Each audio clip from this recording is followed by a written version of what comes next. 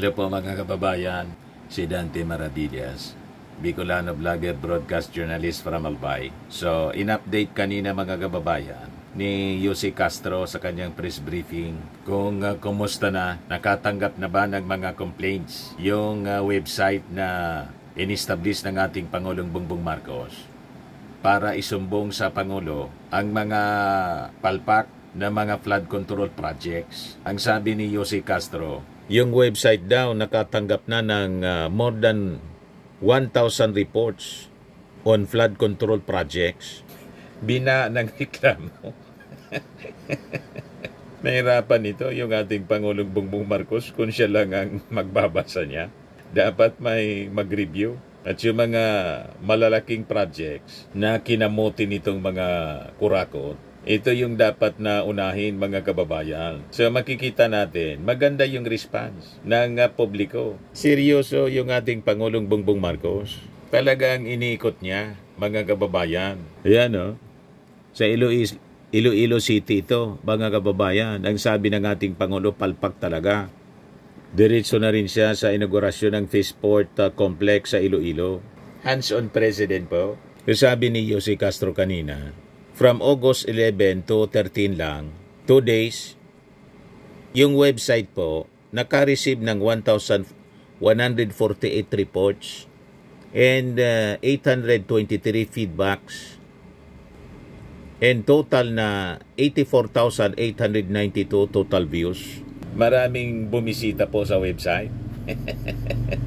Umanda kayo mga kurakot sa gobyerno. Walang sasantuin yung ating Pangulong Bongbong Marcos, sabi mismo ng ating Pangulo at ni Jose Castro kanina. So malinaw yung panawagan ng ating Pangulo sa ating mga mamamayan. We're asking people to help us, to help themselves. Dahil hindi maayos natin ito. Kung maayos natin ito, hindi sila babahain. Not as badly as they are now. Ang isusulat na yan ninyo sa report, ako mismo babasa. Yan ang asahan ninyo. Babasahin ko bawat isa. Siyempre mga kababayan, may mga katulong siya sa pagbabasa niyan kasi wala na siyang magagawa niyan na ibang bagay, ibang trabaho. Kung yun na lang ang pagtutuunan niya ng pansin. Di ba? O ito yung press con kanina, press briefing ni Jose Castro. Yusek, in an interview kay Baguio City Mayor Benjamin Magalong, nagre-recommend siya kay Pangulong Marcos na magkaroon ng lead investigator para siyasatin yung flood control projects. Open po ba dito si Pangulo since parang maraming nalalamang impormasyon si Mayor Magalong tungkol dito? Okay po, unang-una po na ibigay na po ng ating mahal na Pangulo ang mekanismo o sistema kung paano ito maiimbestigahan. At nagbigay na nga rin po siya ng direktiba sa regional project monitoring committees. At kung ano man po ay maitutulong ni Mayor Magalong, mas maganda po na ito'y mailahad niya sa Pangulo. At hindi naman po siguro kinakailangan pang magkaroon ng isang magli-lead sa probe dahil nga may mekanismo na po at sistema na ibinigay ang ating Pangulo. Kung ano man po ang meron siya, kung ito po ay kompleto, maaari niya po ito maisumiti agad-agad sa ating Pangulo para yung sinasabi po nilang 67 congressmen at mukhang sila ay identified na ni Mayor Magalong. Hindi pa po ba mas magandang maibigay na niya ang report na ito sa ating Pangulo? Correct. At kung kinakailangan maidemanda o makasuhan ng may sapat na ebidensya, agad-agad natin po itong dapat gawin.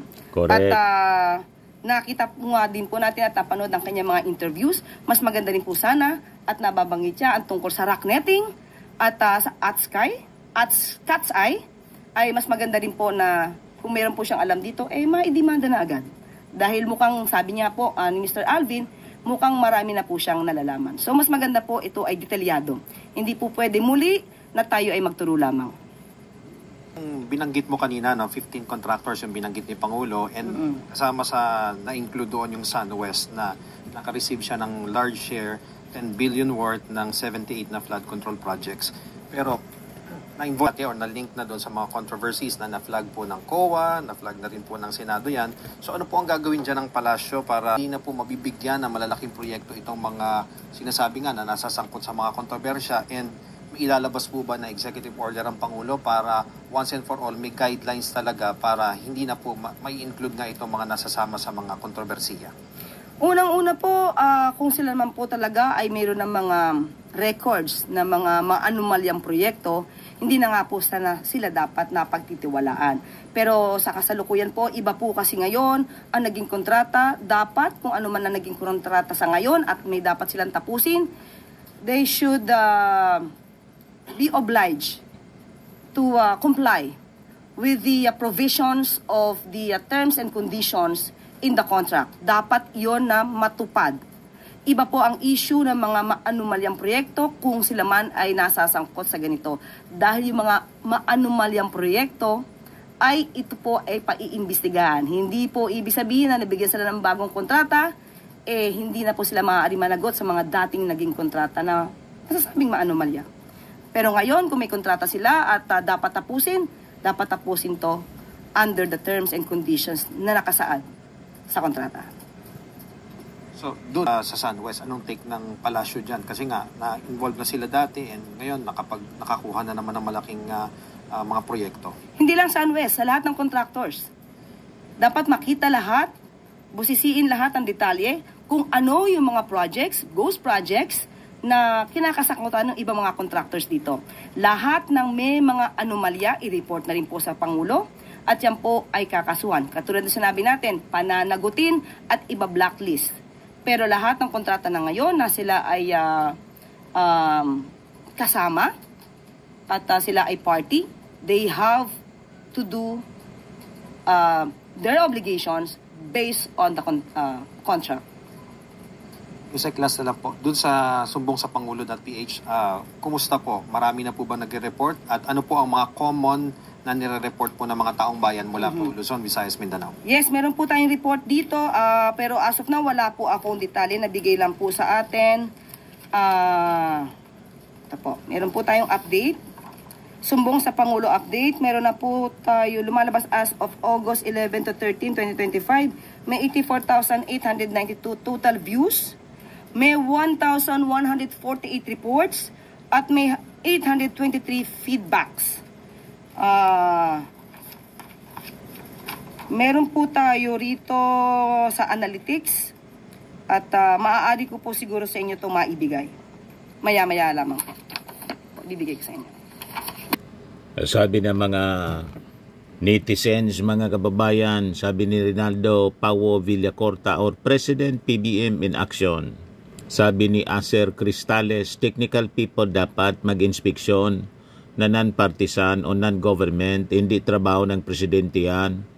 Just saying. Sabi ni Soren Bermudez, sigurado mag-iyakan na naman tumbong na mga supporters daw ni Digong. Sabi ni Gaze Reyes, naway ang mga taong inutusan mo ay sumunod ng tama sa kanilang mga tungkulin kung ano ang dapat na ipatayo at gawing matibay ang mga pundasyon. Maraming salamat na ang lahat ng ahensya pinatutukan mo upang ang pundo ay mapakinabangan ng taong bayan. Naway usigin ang mga taong nasa tungkulin, ngunit hindi ginagawa ang kanilang mga sinumpa ng layunin. Pagpalain nawa ang lahat ng proyektong sinimulan mo at ang magagandang mga plano ay maisakatuparan, maparusahan ang mga tunay na may sala at hindi na may upo muli ang mga politikong napatunayan na nagnakaw sa kaban ng bayan. Sabi ni Loida, ito ang Pangulong nagpupunta sa mga lugar na nangangailangan ng tulong. Grabe ka aming minamahal na President Bongbong Marcos. God bless. Sabi ni Minda Kaday, tingnan natin kung hindi nababaha sa Maynila o kahit sang lugar o baka isa ka lang pumupuna. So, positibo mga kababayan ang reaksyon ng ating mga mamamayan Pilipino. So, abangan natin kung ilan yung makukulong sa mga sangkot sa mga irregularities dito sa flood control projects ng ating gobyerno.